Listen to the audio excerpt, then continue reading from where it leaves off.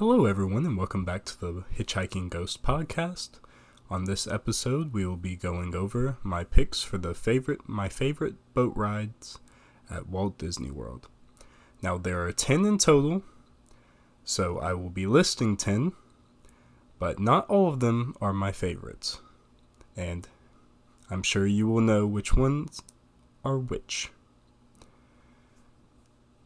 So at number 10, the worst of the worst, we have the Kali River Rapids. Now, if this is your first time joining me, welcome, and I appreciate you joining. But the Kali River Rapids are the worst ride at Walt Disney World. I think they're number one on my list. I can't remember right now off the top of my head, but it is one of the worst on property, and this is why. Whenever I was in 7th grade, I went on this ride last, like an idiot, I will say that. Now, the line is outside, so it was just burning hot. I had no poncho, and of course, I was one of the few that got absolutely drenched. Now, I remember walking out of that theme park with my thighs chafing, and it was very unpleasant. And when I got back on the bus, it was unpleasant. And of course, we didn't go back to the hotel, as most school trips do. We just fill up everything during the day. So we went straight to downtown Disney, where we walked and walked and walked. Now, I don't think this ride is absolutely terrible. I think it has a decent message in it, but I still don't really care for it. And that is why it is the worst ride on property, because I was hurting all day. On to number 9. Staying at Animal Kingdom, we will be going to the Navi River Journey. There's just no point in this ride. There really isn't. It's one of the most boring rides on property, and I think that the budget was just blown, making all the land beautiful, making Satu'li Canteen a quality quick service, making Fly a Passage one of my favorite rides of all time. I think that's where the budget went. And then we got this abomination, where they spent the remaining budget on one animatronic and then the rest on nothing. I'm sure they just found the boats somewhere at Goodwill or something and put them there. I don't know. They're just really bad. They're really bad. There's no point of this attraction. There's no story whatsoever. But it's a really cool animatronic. I'll give it that. And it's out of the heat. So that's all the nice things I can say about it. At number 8, we will be going to Magic Kingdom, which we will be staying there for a while. So just brace yourself. I'm sure y'all are ready for that. At number 8, we have the Liberty Bell. Now, the Liberty Bell, it's not really my favorite attraction, but it's not bad. I have some sensory issues in my life, and whenever they just blow that horn constantly, and it just bothers me. It really bothers me. I love Liberty Square. It's probably one of my favorites in the Magic Kingdom, and the Liberty Bell is just a meh portion. Hall of Presidents, Liberty Tree Tavern, and the Haunted Mansion are all great portions of it, but the Liberty Bell is just alright. There's not really much I can say. It's different, and I'm pretty sure that no one will ever get the chance to ride one of those in real life, other than at the Magic Kingdom. So I think that's pretty cool historical value. But other than that, it's alright. It's on a track too, so the more you know. At number 7, we will be going to Epcot. And in the Norway Pavilion, Maelstrom sadly got overtaken by Frozen Ever After. This ride, it doesn't really go with the story that well, so I don't really understand why they put it here. It doesn't really have a story whatsoever. I wish they just, kind of like Peter Pan, it just goes through the highlights of the movie. I kind of wish that it took that route instead of making a whole new story that's kind of stupid, to be frank.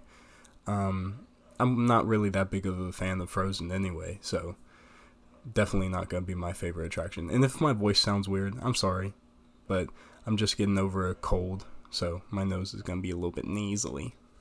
I do love the part of Elsa saying "Let It Go." I think it's a pretty cool part, and I love every single animatronic in this ride. I love the projection faces. I think it's pretty cool.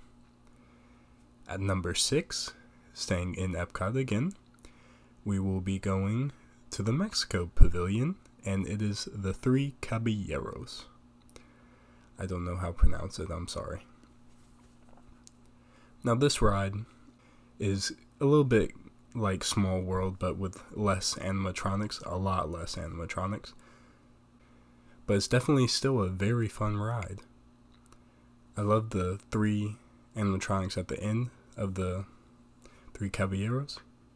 It really makes the whole ride, to be honest. And it's still a fun ride regardless, but the 3 animatronics does take it up a few levels in my book. And it is a very short wait most of the day. So the next time you are roaming through the World Showcase, definitely give this ride a try. If you've never have, it's in the giant temple, and it is beautiful on the inside, and it's usually a 5-minute wait, so it's definitely worth it.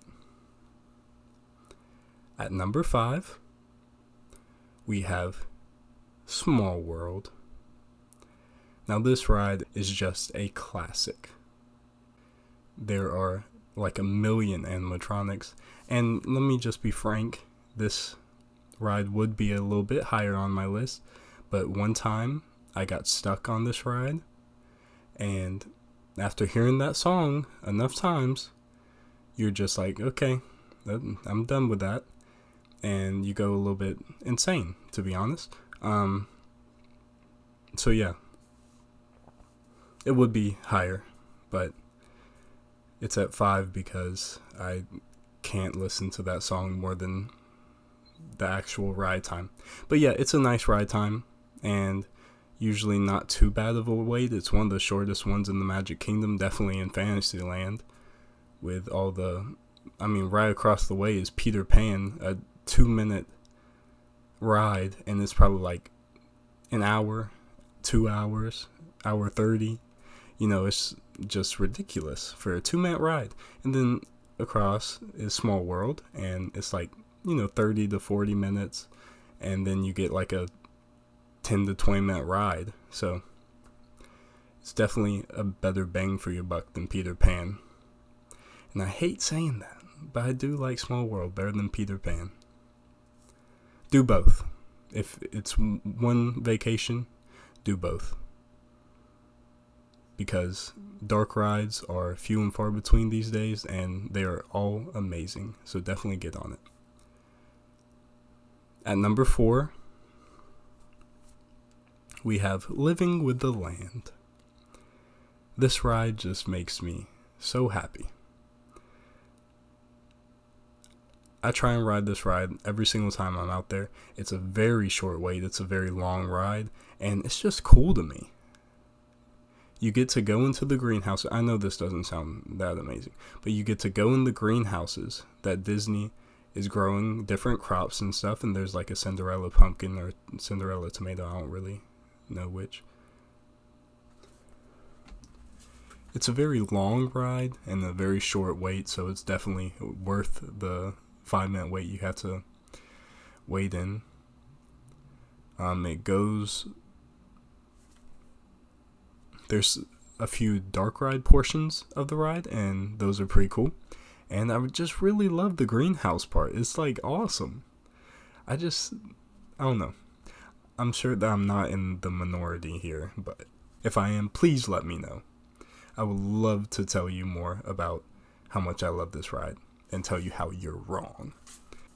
And at the number 3 spot, we will be going to the Jungle Cruise.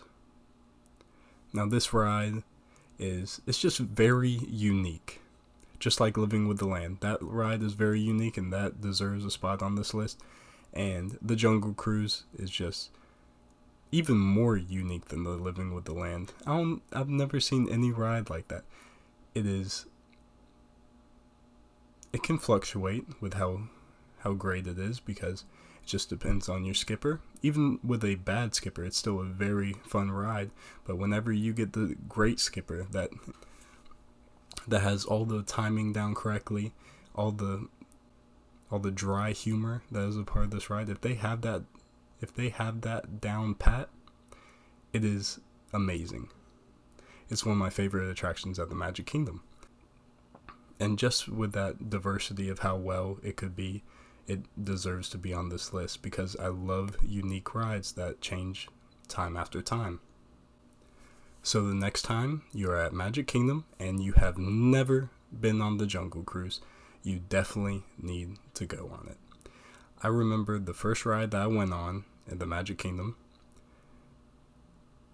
after I took a little hiatus from Disney because I was in high school and it was a little bit busy for me. And the first ride that I went on was the Jungle Cruise. And I just got the magic back in me and it was amazing. And I love the Jungle Cruise. It is a really enjoyable attraction. At number 2, we have Pirates of the Caribbean. Now, if we had Disneyland's Pirates of the Caribbean, that classic, it would probably be number 1. The reason why Pirates of the Caribbean wasn't built here originally was because the Imagineers thought the Caribbean was too close to Florida for us to be interested in the ride. But then people understood that we wanted the ride, so they had to hurry and make it, and it was phoned in, and it wasn't as long and wasn't as good as the one in Disneyland, but it's still an amazing attraction. I thoroughly enjoyed this ride. The music, the story, the characters involved. I like the Pirates of the Caribbean. I like the IP that was put in it. I enjoy Jack Sparrow and Barbossa. I enjoy those. I wish it was like the older Barbossa and not like the new one where he works for the British. I don't really care for those movies. But the old OG movies, those were amazing. And I love Jack Sparrow. I think he's the funniest character to me. Love Johnny Depp. But yeah, I always take a chance to ride this ride whenever I'm in the Magic Kingdom. And it's one of the rides that it's one of the best rides that doesn't garner a weight that all the other rides get. Which I never understood, but I'm happy about it. And at number 1, I will probably have to give it to Splash Mountain. Now, I was always terrified of this ride. I was always scared. I didn't want to get on it at all. I mean, drops, you had to get wet. It was just terrible. It scared me. But I was a little baby back in the day, so whenever I was like 13, maybe a little bit younger than that, 10, maybe around there, I went on this ride, and it was a really fun ride. And then now that I get older, I get on it like every single time that I'm there. I actually got on it during one of the Christmas parties because it was a 5-minute wait because it was 60 degrees outside. But I still got on it, and I loved it. I sat in the back row so I didn't get wet, and it was awesome. Now, this usually garners a pretty decent wait, but it is a long ride. It is a long ride. So you get a pretty good bang for your buck, and you get to see all these animatronics from prior attractions that became extinct, and then Splash Mountain took all of their animatronics. And I think from America Sings, I think that's the ride that all the different animals came from. But yeah, and I love the storyline involved. And I just love the huge drop. And I love all the drops beforehand. And it like kind of plays with your mind a little bit. You never know when the big drop's coming. But let me tell you, if you're scared and you want to know when the drop is, it's whenever those vultures look at you. Yeah, it's a great ride. And that will do it. So at number 10, we have the Kali River Rapids. Number 9, Navi River Journey. At number 8, the Liberty Bell. Number 7, Frozen Ever After. Number 6, the Three Caballeros. Number 5, Small World. Number 4, Living with the Land. Number 3, Jungle Cruise. Number 2, Pirates of the Caribbean. And at number 1, we have Splash Mountain. My favorite mountain, by the way. So thank you so much for listening to me ramble about these boat rides at Disney World. And I went through every single one, even though I didn't want to, because Navi River Journey and Kali River Rapids both suck. Well, have a great week, everybody. Thank you for listening. Yoo-hoo.